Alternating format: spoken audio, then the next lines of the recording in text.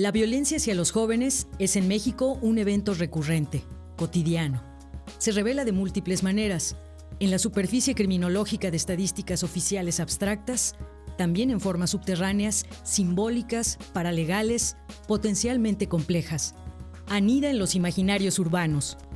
En los últimos años, en diversos episodios, numerosos jóvenes han sido asesinados, secuestrados o desaparecidos sin causa aparente, excepto su juventud. A la precariedad económica y el ser portadores de identidades marginales, de un tiempo a la fecha se agregan cuotas de violencia asociadas al crimen organizado. La violencia que se ejerce sobre los jóvenes nos involucra a todos. Usualmente es presentada por los medios de comunicación como una semiótica apocalíptica de los tiempos que vivimos. Gran equívoco. En México, la violencia es parte de una realidad social amplia y compleja, sustentada en procesos de estigmatización hacia población vulnerable, entre esta, los jóvenes. ¿Qué tal, amigos? Bienvenidos a una entrega más de Revelarte, Alteridades y Culturas Emergentes. Yo soy Paco López y el día de hoy me da muchísimo gusto presentar a nuestro invitado, el doctor Juan Cajas, catedrático que es profesor investigador de tiempo completo, fundador también de la Facultad de Humanidades de la Universidad Autónoma del Estado de Morelos, que tiene entre sus obras más destacadas El Turquito y la Maroma y Los Desviados, por citar dos textos referenciales en el ámbito del tema que tiene que ver con las drogas, la violencia. Y el día de hoy lo que nos ocupa es precisamente jóvenes y violencia. Me da muchísimo gusto saludar al doctor Juan Cajas. Juan, bienvenido. Gracias. Pues bueno, hablar de jóvenes siempre es una situación compleja. Ya cuántas veces se ha hablado, ¿no? O muchos hacen referencia de la condición juvenil, pero más en el dato de la cifra, en el dato duro, en el discurso, pero no en la práctica, no el conocer realmente cuáles son las inquietudes. Se habla de que los jóvenes son apáticos, pero en realidad muchas veces no se conoce qué es lo que ellos quisieran conocer, ¿no? O qué temas para adentrarse. Se habla mucho también del tema del uso del tiempo libre, del ocio, y bueno, de la mano de esas cuestiones también van otras en las cuales va inmerso el tema de las drogas, ¿no? Y todas esas situaciones que en los últimos años, pues bueno, no solamente en México, en gran parte de las sociedades globalizadas, pues tienen una profunda presencia. ¿Cómo se ve desde las ciencias sociales el tema de los jóvenes en México, por regionalizarlo a nuestro país, Juan? Bueno, pues es un tema que ha ido cambiando, ha ido variando en el tema, aunque la referencia fundamental pues sigue siendo este concepto de lo juvenil, en lo cual pues todavía las instituciones, los organismos, la misma academia no termina de ponerse de acuerdo sobre dónde empieza lo juvenil y dónde termina. Entonces algunas instituciones, por ejemplo, separan adolescentes y jóvenes. Entonces adolescentes de 10 hasta los 14 años y de los 14, algunos dicen hasta los 24, jóvenes, y otros prolongan hasta los 29, y en algunos casos en Europa, por ejemplo, la juventud se prolonga hasta los 35 años, ¿no? Entonces, pues son cortes, son rupturas que van cambiando con el tiempo. Entonces, como que ya en términos prácticos, algunos de los investigadores que se acercan al campo de lo juvenil, como que acotan un poco más estas separaciones etarias y, digamos, por ejemplo, en el caso mío, cuando manejo el tema de lo joven, lo recorto básicamente hasta los 19 o 20 años.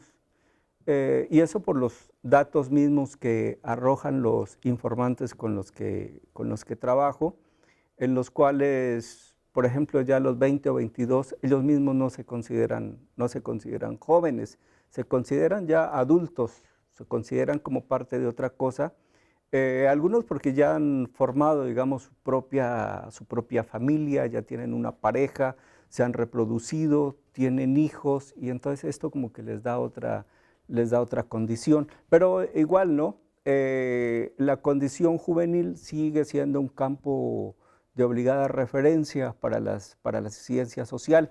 Cambian los ejes temáticos. Por ejemplo, últimamente se menciona más el tema de jóvenes y tecnologías de la comunicación y la información, todo lo que tiene que ver con el paradigma de la sociedad de la información. Entonces, esto plantea retos importantes en términos de investigación, aunque los viejos temas de lo juvenil, sobre todo jóvenes urbanos, varones, siguen teniendo una importancia capital, porque la tradición pues, ha sido, ¿no?, desde las palomillas, los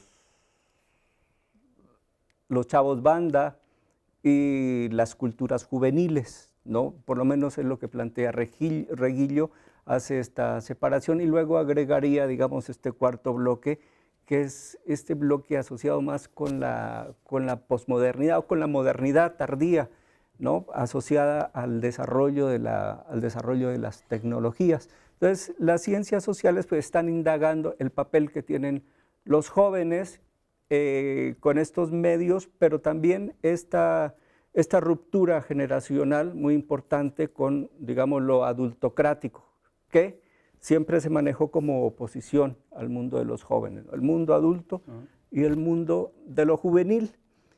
Pero ahora con la emergencia de las tecnologías de la información y la comunicación, las relaciones o el vínculo de poder entre lo adultocrático y los jóvenes se invierten. ¿Por qué? Porque los jóvenes, digamos, nacidos en los 90, son nativos digitales, ¿no?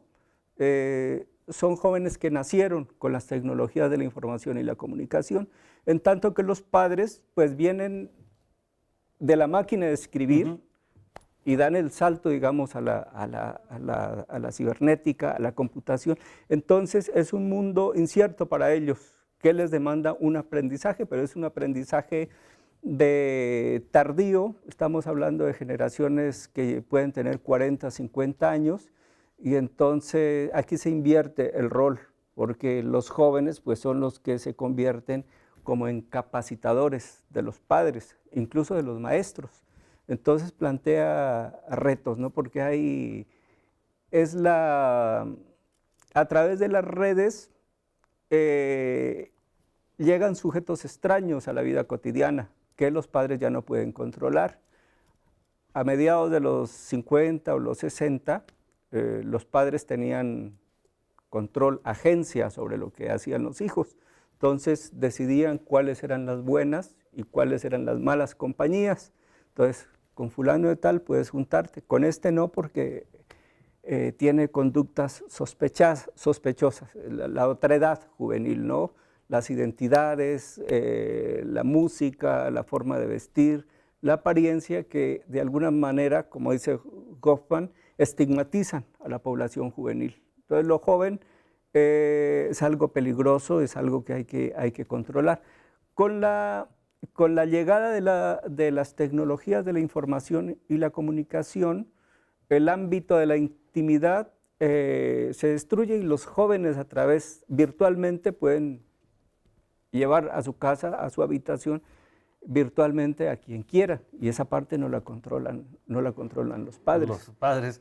Y bueno, por eso es que ahora muchos de los jóvenes cuando llegan a algún lugar preguntan si hay una red abierta para continuar esta situación de estar permanentemente conectados, Juan. Pues bueno, es interesante porque nos hablas entonces no de un rompimiento, pero sí del inicio de una nueva etapa que tiene que ver con estos nativos digitales, los migrantes digitales, o esta generación como ahora se le nombra de millennials, y que anteriormente tenían que ver con la generación X, la generación Y, ¿no? Y, o la generación hashtag o arroba, por citar lo más reciente de Carles Feixa, ¿no? Y en este recuento que tú bien señalabas de quienes han sido de alguna manera los impulsores del tema de la juventud en Iberoamérica, ¿no? Desde Carles Feixa, desde José Manuel Valenzuela, Rosana Reguillo, Maritza Urteaga, en fin, todos los que de alguna manera se han preocupado por agrupar, por centrar el tema de los jóvenes en México, ¿no? Hablabas del chavo banda, ¿no? O del cholo en Tijuana, y de cómo han cambiado, Juan, hasta nuestros días con cualquier cantidad ahora de identidades. Vamos a hacer una pausa, es breve, y vamos a regresar para conocer cuáles son los problemas que actualmente enfrenta la condición juvenil.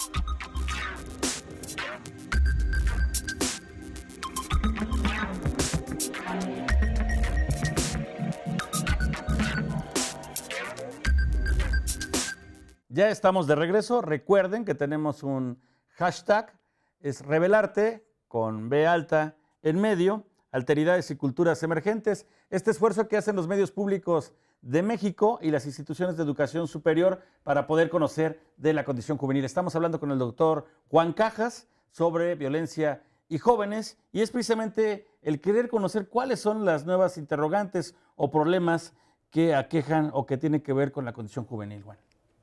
Sí, bueno, hay factores de orden estructural que acompañan el fenómeno de lo juvenil, la precariedad, la exclusión social, la ausencia de oportunidades laborales, educativas, artísticas, por enumerar algunas, constituyen, digamos, una masa crítica de elementos que en el transcurso del tiempo han ido afectando y afectan de hecho la vida de los jóvenes, sobre todo en un país como México, donde la población juvenil pues es un alto porcentaje, ¿no? Como entre el 25 y 30% probablemente de la población mexicana es una población juvenil, entendiendo por esto, digamos, una población entre los 12 y los 24 años, ¿no? Es una masa importante que, claro, hay necesidad de separarla analíticamente, porque una es la condición juvenil que tiene acceso a educación, a fuentes de cultura, y a fuentes laborales, y otra que es, digamos, la cuestión juvenil mediada por la precariedad social. Entonces, todos estos componentes se conjugan y orillan al sujeto a la necesidad de reinventarse a través de identidades cada vez más complejas, ¿no?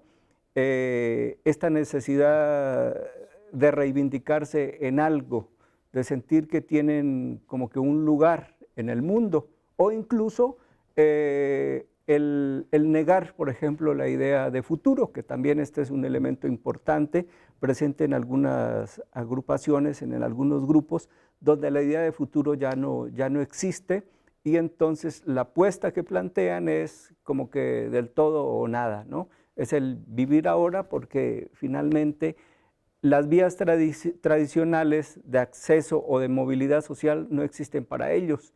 La educación ha dejado de ser una aspiración para un alto porcentaje de la población, igual la cuestión laboral.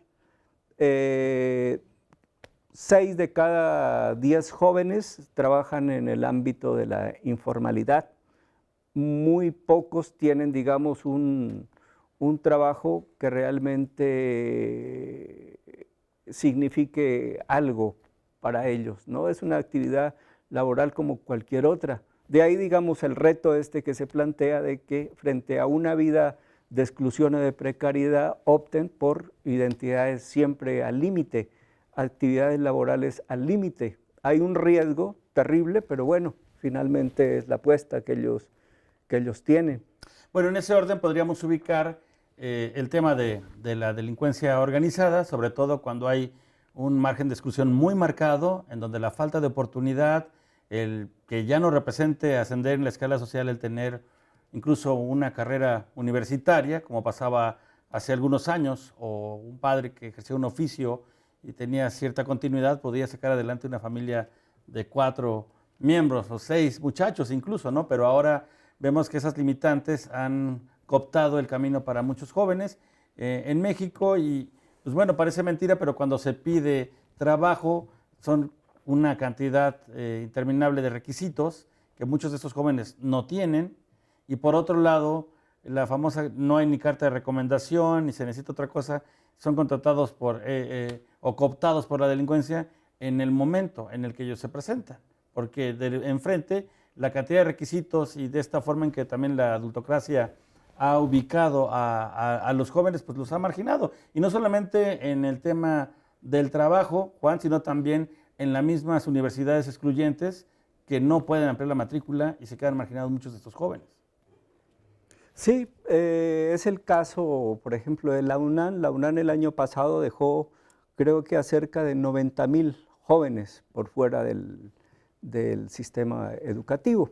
Claro, esto también plantea problemas, digamos, en términos institucionales, ¿no? De una institución que por carencia de recursos, que no hay financiamientos óptimos de parte de la federación, hacen que, digamos, se vean limitados en cuanto a una cantidad óptima de estudiantes que puedan recibir. Fenómenos similares pues, pueden pasar también en la Universidad Autónoma del Estado de Morelos, que realmente no hay condiciones, no hay capacidad para recibir a un mayor número de jóvenes. Los presupuestos son muy limitados, los presupuestos son escasos.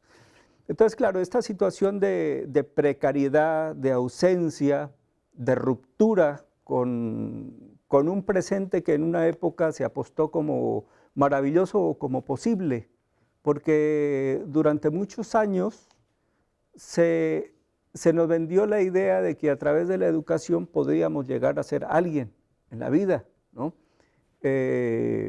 Podríamos ascender, podríamos aspirar, pero hoy en día tenemos la situación de, por ejemplo, en el caso de las mujeres es muy ilustrativo. Entre más estudios tienen, menos posibilidades tienen de trabajar.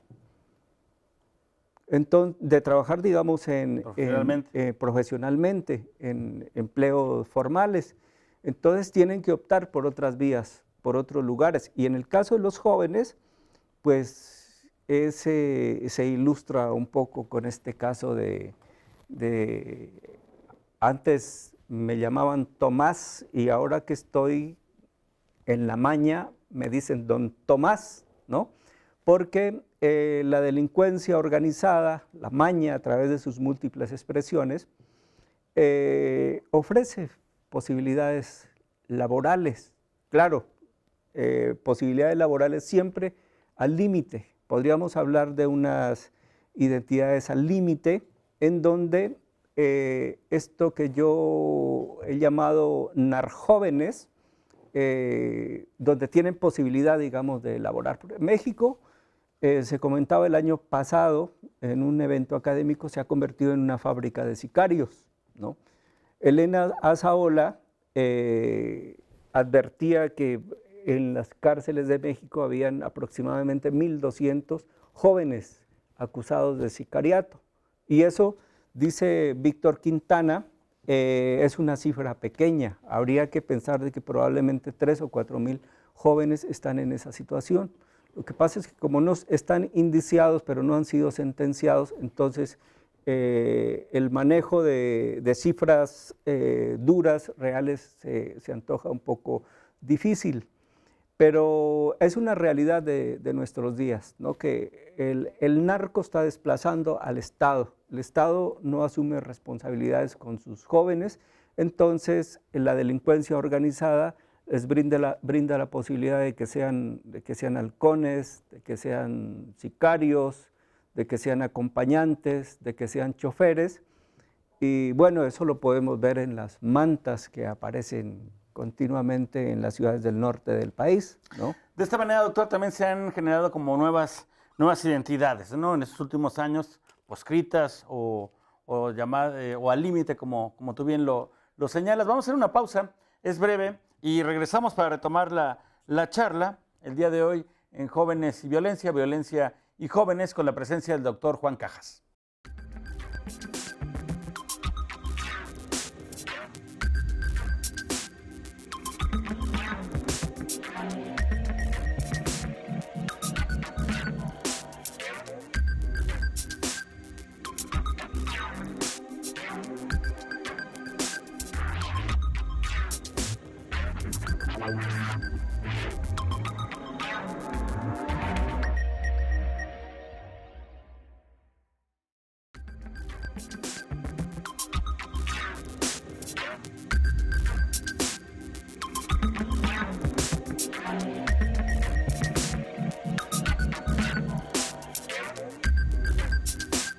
Ya estamos de regreso, un gusto platicar con el doctor Juan Cajas. El día de hoy, platicando sobre el tema de la condición juvenil y la violencia. Hablábamos en el bloque anterior de cómo se han dado estas variables estructurales en el tema de la juventud y la violencia, y de cómo se han modificado también estas identidades juveniles hoy nombradas al límite. En ese contexto nos hablabas también de cómo circulaban ahora estos mensajes para infundar el miedo y que aparecían en diferentes ciudades, y que no es algo a lo mejor nuevo o recurrente en México, ¿no? Y que se ha dado o que tiene antecedentes en otros países, ¿no? Pero que ahora también con el papel de las nuevas formas de comunicar, pues bueno, tienen un alcance mayor. Sí, es un fenómeno, no es un fenómeno de México, de hecho es algo que se vivió durante muchos años, se sigue viviendo en Colombia, en Brasil y bueno, en México, ¿no? Estos jóvenes que encuentran, digamos, encuentran en las actividades ilegales como ya no procesos de autoafirmación, sino que el ingresar a las nóminas del narcotráfico se ha convertido en una actividad laboral. Pero lo que yo he encontrado en mis experiencias de campo es que ya no lo reivindican en términos identitarios. Advierten algunos informantes que el plantear una identidad, por ejemplo, en términos de indumentaria extravagante o de tatuajes, en lugar de facilitarles las cosas, lo que permite es delatarlos frente a la autoridad. Entonces, la autoridad es un enemigo que ha ido radicalizando cada vez más su posición frente a los jóvenes en este ambiente de paralegalidad en que actúa el Estado, en que actúan las instituciones. Entonces, la manera radical en que actúa el Estado ha generado esto que Giorgio Agamben llama la nuda vida, el homo sacer. El joven que es eliminado, la autoridad no es acusada de homicida, sencillamente el joven muerto es un ejecutado. Entonces el término ejecutado invisibiliza la acción violenta de los aparatos estatales. Tal pudiera ser, por ejemplo, el caso de estos jóvenes que han muerto en los centros de rehabilitación en Ciudad Juárez. Esos son ejecutados, no hay homicidios. Granjas, ¿no? O en las granjas, sí, son acciones de limpieza social. Entonces, detrás de la limpieza social o del falso positivo, la autoridad actúa, no es un homicida. ¿Por qué? Porque los muertos aparecen sencillamente como ejecutados.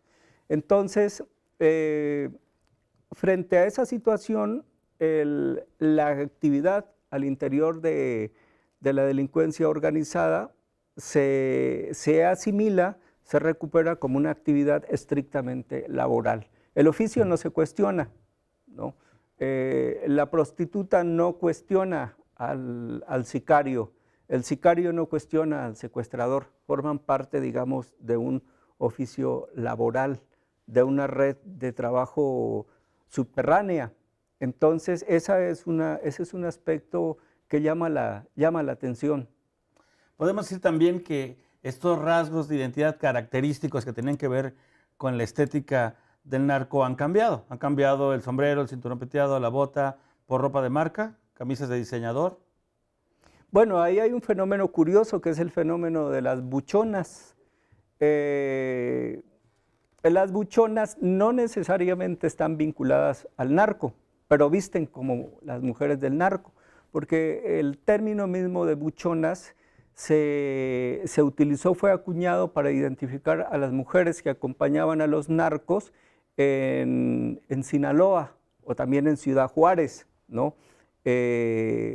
Justamente con estas camisas de colores extravagantes. Bueno, las famosas camisas azules del Chapo Guzmán, que entre otras cosas se están vendiendo como pan caliente, forman parte de esa estética, ¿no? Una estética que reproducen los jóvenes. Que reproducen los jóvenes, pero ya no necesariamente jóvenes vinculados a la delincuencia organizada, sino que es reproducida por otros sectores sociales.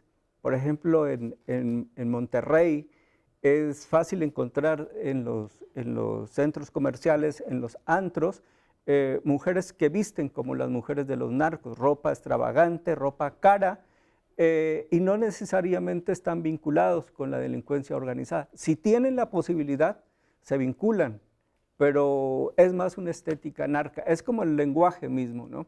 Tiene que ver un poco con cómo el lenguaje cruza las fronteras sociales. Entonces es normal que en ámbitos no de delincuencia organizada, en ámbitos estudiantiles, los jóvenes se hayan apropiado del lenguaje de los narcos, ¿no? Entonces, por ejemplo, el grupo de amigos ha evolucionado en la banda. El estudiante no se va con sus amigos al antro, se va con su banda, ¿no? En Colombia no se va con los amigos, se va con los parceros. Un parcero es el lenguaje, digamos, que identifica a los narcos, a los traquetos, que incluso es una palabra traída, importada de Brasil, que parceiro, tengo entendido que es amigo en portugués. Entonces, sí hay toda una estética, hay una narcoestética, como los famosos playeras narcopolo que popularizó la Barbie, ¿no? Y que se reproducen, digamos, en los mercados callejeros. Doctor, pues bueno, esta y muchas otras interrogantes surgen en un tema que evidentemente tiene diferentes aristas, un avance de lo que será tu nueva producción editorial y que tiene que ver con algo que es fundamental, sobre todo ahora para implantarlo en una política que tiene que ver con el tema de la legalización. Estamos hablando de tu más reciente, un adelanto de tu trabajo que es Polifonía de la Prohibición. Sí, ese está por salir, probablemente entre marzo y abril sale publicado el libro, lo va a producir una editorial colombiana, Gamar Ediciones, que se interesaron por el trabajo y entonces se hicieron cargo de él. Este es un trabajo en el que recupero información de campo, información cara a cara, obtenida con informantes en la zona norte, sur y algunos informantes que todavía conservo de trabajos anteriores en Colombia. Entonces, recupero, o sea, el término polifonía de prohibición me permite a mí jugar un poco con, bueno, qué es lo que produce, qué es lo que está produciendo la prohibición de las drogas en México y en general en los demás países que tienen estos problemas. Algunas de las tesis que vertió Arturo Saldívar en la Suprema Corte, pues tienen, digamos, tienen arraigo justamente en algunas de las ideas que yo desarrollo sobre las inconveniencias de la prohibición, que muchos de los problemas que estamos enfrentando pues tienen que ver paradójicamente con la prohibición. La prohibición de las drogas, pues realmente que ya van a cumplir 100 años de existencia, pues no ha sido funcional. La guerra contra las drogas no ha funcionado y en esa medida pues es una política que es necesario clausurarla.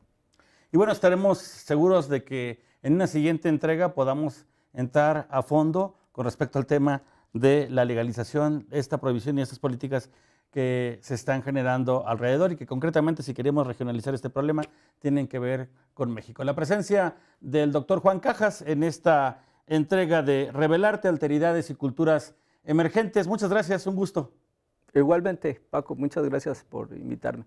Hasta la próxima.